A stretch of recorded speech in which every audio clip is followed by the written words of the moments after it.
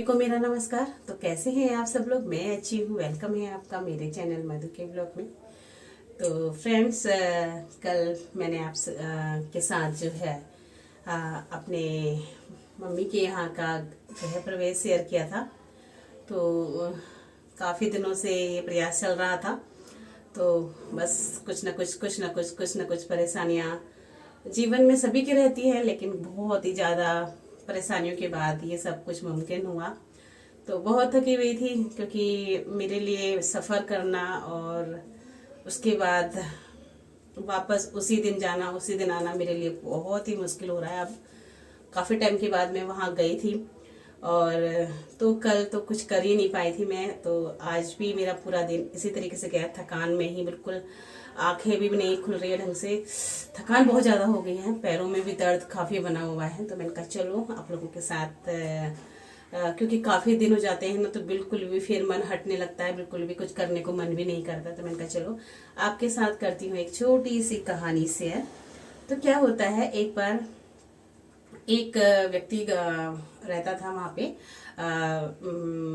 गांव में।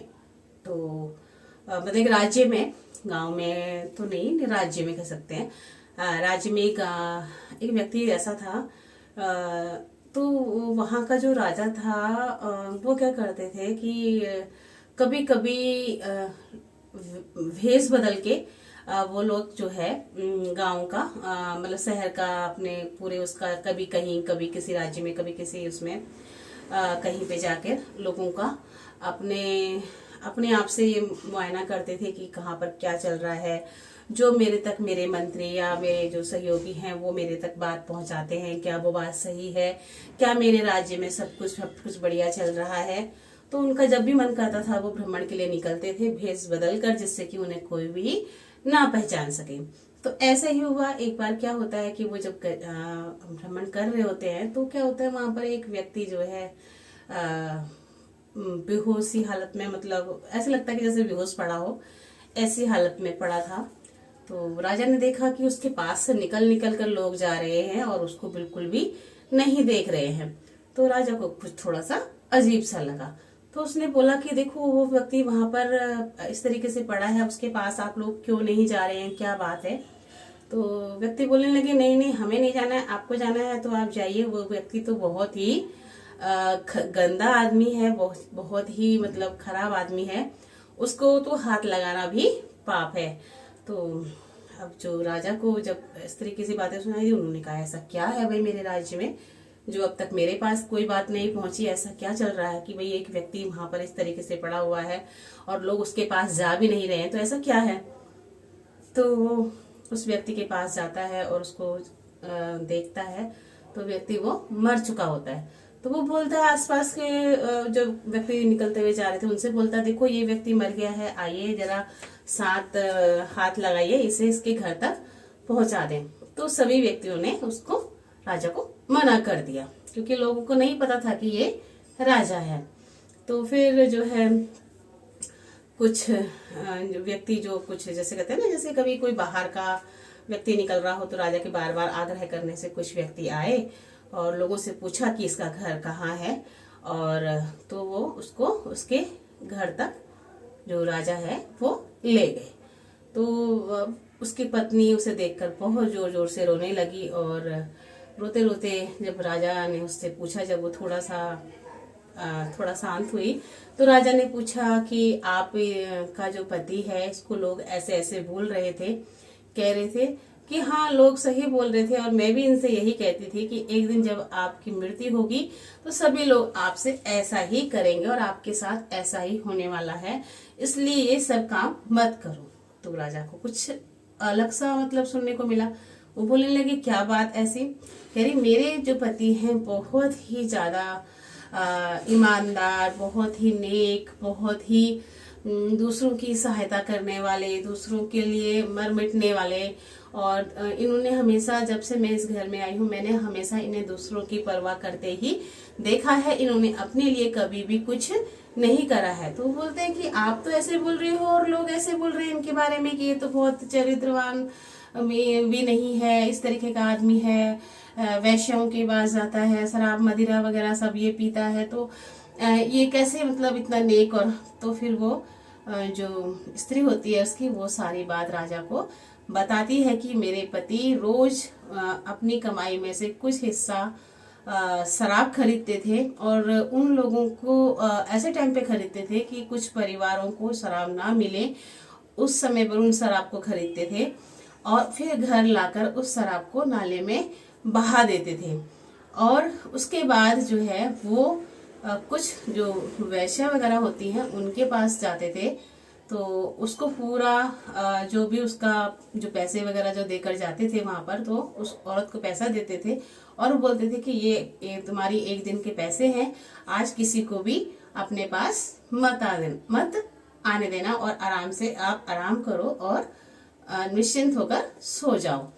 तो मेरे पति ऐसे थे। और बाकी तो सभी को ये लगता था कि मेरे पति शराब पीते हैं और इस तरीके से वहां जाते हैं, तो इस तरीके से वो पूरे उसमें बदनाम थे। लेकिन वो किस तरीके से लोगों की सेवा कर रहे थे वो किसी को भी पता नहीं था और ना ही कोई यकीन करता था। और उन्होंने अपना ज्यादातर जीवन जो है इसी तरीके से निकाला है। मैं उनको बहुत समझाती थी कि आप ऐसा मत करो, एक दिन ऐसा आएगा कि जब आप मरोगे तो आपको कोई भी हाथ नहीं लगाएगा। तो वो बोलते थे कि नहीं, मुझे किसी की जरूरत नहीं है, मुझे तो मेरे राजा स्वयं हाथ मतलब नहलाएंगे और मुझे खुद वो मेरा संस्कार मेरे राजा करेंगे, मेरे प्रभु करेंगे। मुझे किसी भी व्यक्ति की कोई भी जरूरत नहीं है, क्योंकि मैं जो अपना पुण्य करता हूँ, जो भी मैं अपना काम करता हूँ, मैं किसी को दिखाने के लिए नहीं करता हूँ कि मैं दिखा रहा हूँ कि मैंने ये पुण्य किया, मैंने ये सारे काम किए। तो ये सब चीजें, तो इस तरीके का जो चीज थी मैंने दिखाने के लिए नहीं करा है। तो चाय है, तो मैंने ये सब चीजें कभी दिखाने के लिए नहीं करी और ना ही मुझे दिखाने की जरूरत है, क्योंकि जब मुझे किसी के साथ अच्छा काम करना है तो मुझे उसको दिखाने की जरूरत नहीं है। मेरे प्रभु को पता है, मेरे मालिक को पता है कि मैं क्या कर रहा हूँ और किसकी मदद में कर रहा हूँ। तो राजा उसकी जो स्त्री की बातें सुनकर रोने लगे और मतलब उनकी आंखों से आंसू निकल मतलब बहे जा रहे थे।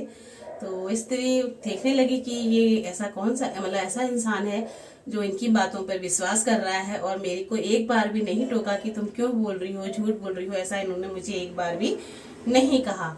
तो वो स्त्री पूछती है कि आप कौन हो और कहाँ से आए हो, हमने आपको पहले कभी नहीं देखा। तो फिर राजा बोलता है कि मैं यहाँ का राजा हूँ और मैं इसी तरीके से भेष बदल कर आज घूम रहा था, तो मेरे सामने ये सब चीजें आई। और उसे उस व्यक्ति के कहा अनुसार, जिस तरीके से वो कहता था कि एक दिन राजा आएंगे, मेरे प्रभु आएंगे, मेरे भगवान इस काम को स्वयं करेंगे, मुझे किसी की जरूरत नहीं है, और वो वाक्य एकदम सच हुआ। राजा ने संदेश भिजवाया, वहां से सभी लोग आए, राजा ने खुद उस व्यक्ति का स्नान कराया और फिर उसको मतलब उसकी चिता खुद अपने हाथों से जलाई। तो ऐसे भी होते हैं। और सभी लोगों को जब ये सारा सत्य पता लगा तो सारा का सारा जो था वहां पर जो वहां के लोग थे बहुत ही ज्यादा मतलब भावुक हो गए, रोने लगे कि वाकई में हमारे बीच इतना एक इस तरीके का इंसान रहता था और हमें उसके बारे में कभी भी कुछ इस तरीके का पता ही नहीं चला। लोग बाग 50 रुपए का दान करते हैं, दुनिया में हल्ला मचाते हैं, लोग बाग 100 रुपए का दान करते हैं, दुनिया भर के मतलब अपना दिखावा करते हैं कि आज हमने ये कर दिया, आज हमने वो कर दिया। ये बंदा इस तरीके से सालों से करता जा रहा है और इसने कभी भी ये चीज शो नहीं होने दी। तो बस इसी तरीके से जो व्यक्ति की बात थी वो सच मतलब सच हुई। और उसके बाद जो उसके परिवार की जो परवरिश थी जो उसका था वो राजा ने अपने जिम्मे पर ले लिया, मतलब अपने कर्मचारियों को वो सब चीजें सौंप दी कि इन्हें कभी भी किसी भी तरीके की कोई परेशानी नहीं होनी चाहिए। तो कभी कभी इस कहानी का एक मतलब ये मतलब सार जो होता है, सार है जो यही है कि हम लोग कई बार हम लोगों की बातों को सुनते हैं, बातों को सुनने के बाद उसका निर्णय ले लेते हैं कि वाकई में ये बात हाँ ऐसा है तो हम लोग भी उसको सच समझते हैं, लेकिन ऐसा नहीं होता है। कई बार हम लोग खुद जब उस बात को टटोलते हैं तो वो कुछ और ही निकलता है। तो ये हकीकत है। कभी तभी कहते हैं कि लोग की आंखों देखी बातें भी गलत साबित होती हैं, कानों सुने वर्ड भी गलत साबित होते हैं। क्योंकि क्या होता है कि हम कह कुछ रहे होते हैं और कुछ जो क्षण में हम वहां पहुंचते हैं सिर्फ हम उतना ही सुन पाते हैं, और वो 4 शब्दों से या 2 शब्दों से पूरे उसका हम आइडिया लगा लेते हैं कि हाँ ये होगा। तो वो सब चीजें गलत भी निकलती हैं, सही भी निकलती हैं, गलत भी निकलती है, लेकिन ज्यादातर गलत ही निकलती है। क्योंकि हमें हमेशा दूसरे की बातों को नहीं सुनना चाहिए और खुद भी उसका प्रयास करना चाहिए कि वाकई में ये बात सत्य है या पूरी तरीके से या असत्य है, या इसका मतलब ये है क्या, है ना। आधा अधूरा जो सत्य असत्य है उसका तो कुछ भी नहीं हो सकता। तो कैसी लगी आपको कहानी बताइएगा जरूर।